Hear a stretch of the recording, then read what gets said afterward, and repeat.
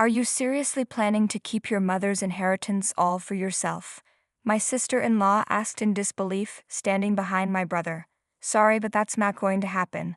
This apartment is too perfect for us. I think it should be ours, she added, flashing a smile. I was stunned, unable to process what I was hearing. Why should I leave for the two of you? I asked, my voice shaking with a mix of anger and shock. She casually twirled her finger.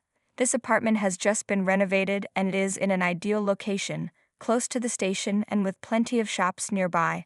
We're moving in here, she said dismissively. My heart dropped when my brother chimed in. We'll be back in 3 days. The move will be ready by then. It hit me hard that this wasn't some cruel joke. It was their plan all along. I'm Rose, and my older brother Enzo is 7 years older than me. He's always been brilliant, excelling academically from a young age. He graduated from a prestigious high school and university, making our parents incredibly proud.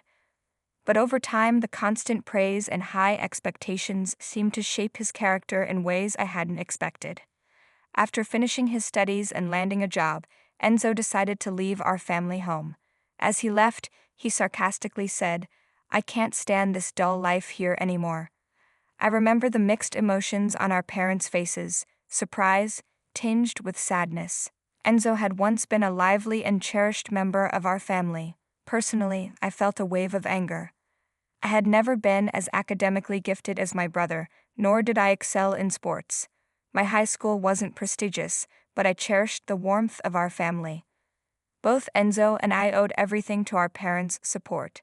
It saddened me that he didn't seem to appreciate the strength of our family bond. When we were kids, Enzo had been my hero, always doing things perfectly and looking after me. But as I approached my high school graduation, he began to question the need for further education and belittled my aspirations.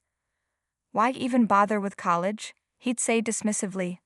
When our parents confronted him, he blamed them. "You're the ones who pushed me so hard. Look where it got me." Despite the tension, I pushed forward, enrolling in a national university and landing a job at my dream company. My parents' encouragement helped shape me into a compassionate person. However, Enzo's life took a different direction. He was already married, but neither I nor our parents had met his wife. One afternoon, while at work, I received an unexpected call from my mother. Her tone was unusually soft, and she said, "Your father has suddenly fallen ill." Panicked, I rushed out of the office to take the call privately. I immediately told my supervisor what was happening and rushed to the hospital, hoping for the best. In the waiting room, I found my mother in tears, visibly distraught. "What happened, Mom?" I asked, sitting beside her, trying to process how my father, who seemed fine that morning, had ended up like this. My words tumbled out as I struggled to make sense of it. After a brief pause, my mother quietly said, "Your father has been diagnosed with cancer." Time seemed to stand still as the weight of her words sank in. The anxiety and shock in my voice were palpable. My mother took a shaky breath, and with sadness, she continued, "It's stage 4. The cancer has spread to the bile duct, and they said it's hard to remove it." Her tears flowed freely as I tried to process the devastating news. Desperate for some hope, I asked, "What's the next step in treatment?" My mother nodded, and soon the doctor arrived to explain the situation. The cancer had spread further than expected, and surgery carried significant risks with uncertain outcomes. Together, my mother and I sat in silence, holding hands, trying to make sense of the harsh reality. The doctor explained our options: chemotherapy or supportive care in a palliative ward. The waiting room was quiet, with only the ticking of the clock breaking the silence. As my mother's tears flowed, I struggled with how to move forward. I knew we needed to involve Enzo in this decision. "We should call Enzo to discuss this," I suggested. My mother sighed and said, "I've already tried calling him, but he's not answering." I had a sinking feeling, knowing how Enzo could be when faced with tough situations. He often avoided responsibility, and I feared his reaction. I called him several more times before finally reaching him. His voice was impatient as he snapped, "Why do you keep calling me? Dad's condition is critical. Why aren't you at the hospital?" I asked urgently. His response was cold and unfeeling. "There's no point in discussing this. I'm hanging up."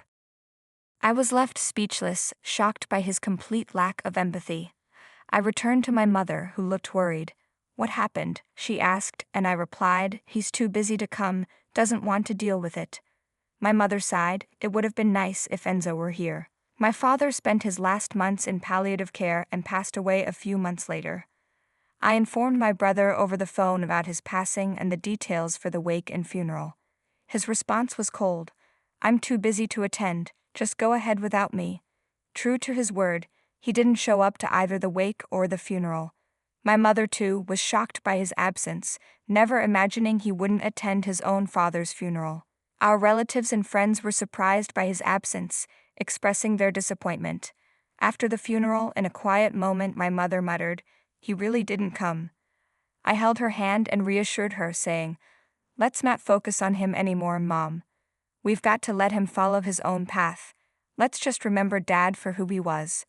My mother squeezed my hand, her smile faint, and said, "Thank you." The next day, Enzo unexpectedly showed up at our apartment.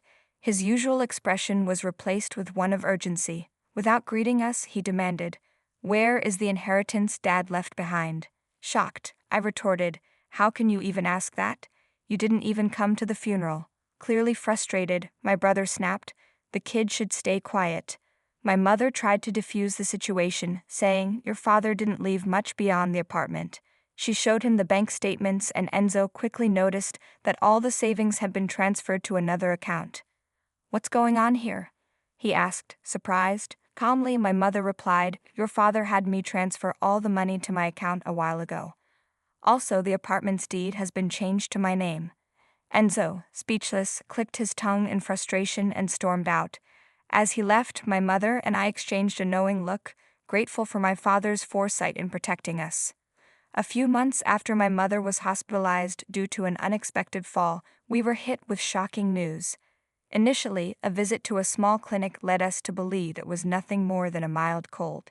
However, when we sought further medical attention at a major hospital, the diagnosis was far more grave: advanced pneumonia, with only a few months left to live. I could hardly wrap my mind around it, especially given how well she had seemed just days before. Tragically, she passed away quietly just after the 3-month mark.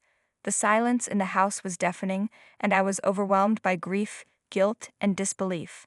I kept asking myself why I hadn't acted sooner, why I hadn't taken her to the hospital immediately. As much as my heart ached from my mother's passing, my brother Enzo's indifference was just as painful.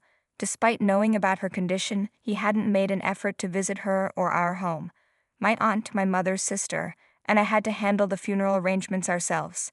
My aunt was furious when Enzo didn't show up for the funeral, just as he had missed our father's. But personally, I wasn't surprised. I knew better than to expect anything from him based on his past behavior. A few days after the funeral, as my aunt and I began sorting through my mother's belongings, Enzo appeared, bringing his wife along, someone we had never met. Without any form of greeting, he demanded, "Where is Mom's inheritance? She must have left something, right?" I was left speechless by his cold approach. My aunt, equally taken aback, was appalled by his audacity. His wife stood beside him, saying nothing, not even acknowledging us. It was as if she didn't even care to pay her respects. To make matters worse, Enzo hadn't even visited our mother's grave. I looked at him, exhausted by his selfishness, and asked, "Enzo, at least show some respect to our parents. Visit Mom's grave, at least." With a bitter laugh, he replied, "Does it even matter?"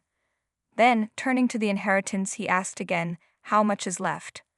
That's when my aunt, usually kind and composed, snapped.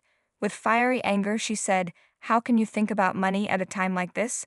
Rose has been handling everything for both of you. You should be ashamed of yourself." But Enzo just waved her off, dismissing her completely. "Auntie, stay out of this," he sneered. The tension in the room was palpable. My sister-in-law, who had been silent until now, added, "I remember your name, Rose. Are you planning to keep everything your mother left behind? We can't let you do that. This apartment is perfect for us." I couldn't believe what I was hearing. "Why should I leave for the two of you?" I demanded, my voice shaking with both anger and disbelief. My sister-in-law continued without missing a beat. "This apartment's been recently renovated, and the location is ideal. It's near the station and lots of shops. We're moving in." I was beside myself. "All you care about is the inheritance? What's wrong with you?" I shouted at my brother, my frustration spilling over. Enzo sighed deeply, looking bored. Your shouting isn't going to change anything. We'll be back in 3 days. Have everything packed by then. His words struck me like a punch to the gut. I couldn't hold back the tears, but I knew I had to stay strong. This wasn't just a one-off. I had to figure out how to handle this going forward. At that moment, my aunt placed a letter in my hands. "What's this?" I asked, opening the envelope. "Your mother gave this to me to give to you, just in case," my aunt explained. She was teary-eyed as I unfolded the letter, recognizing my mother's beautiful handwriting. The letter began, "My dear Rose, if you are reading this, it means I am no longer with you. I am deeply sorry for leaving you so suddenly. I hope you find peace in knowing how proud I am of the person you've become. You might face Enzo asking about the inheritance, but please don't worry. Everything your father left for me now belongs to you." I sat there stunned, unable to believe how much foresight my mother had shown. The letter was filled with love, with her expressing regret for leaving me alone, but also mentioning how proud she was of me. She had always taught me that kindness mattered more than any academic achievement or material success, and she was glad I had learned that lesson well. My mother also shared that, following my father's wishes, she had quietly changed the apartment's ownership to my name. "I'm sorry for using your seal without your permission, but this was both your father's and my wish. Please don't be angry. Be strong and live happily." I couldn't hold back my tears as I read the words, overwhelmed by the love my mother had left behind. At the end of the letter was a bank card in my name, likely containing the inheritance my mother had saved for me. My aunt and I cried together, holding each other as we processed the letter's contents. "Your mother truly loved you," my aunt whispered, comforting me.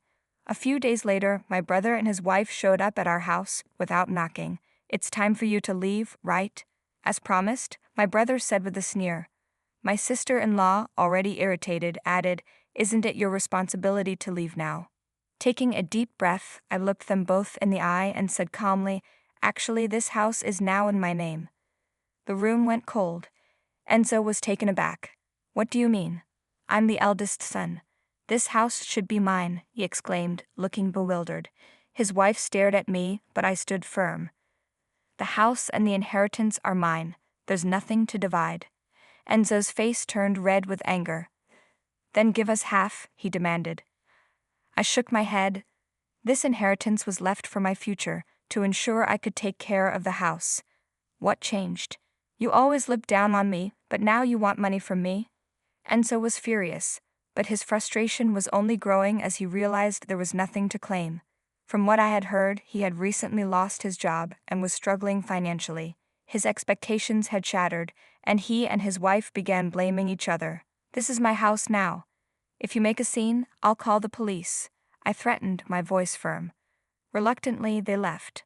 I haven't spoken to them since. I erased all their contact details and started a new life in the apartment, my new home, full of memories of my parents. Now I'm building a future with my loving partner. Together we will create a new family and fill our home with the warmth and love that my parents gave me. I will make sure to pass that love on to the children we plan to have. Thanks for watching. See you again in the next video. Stay stunned.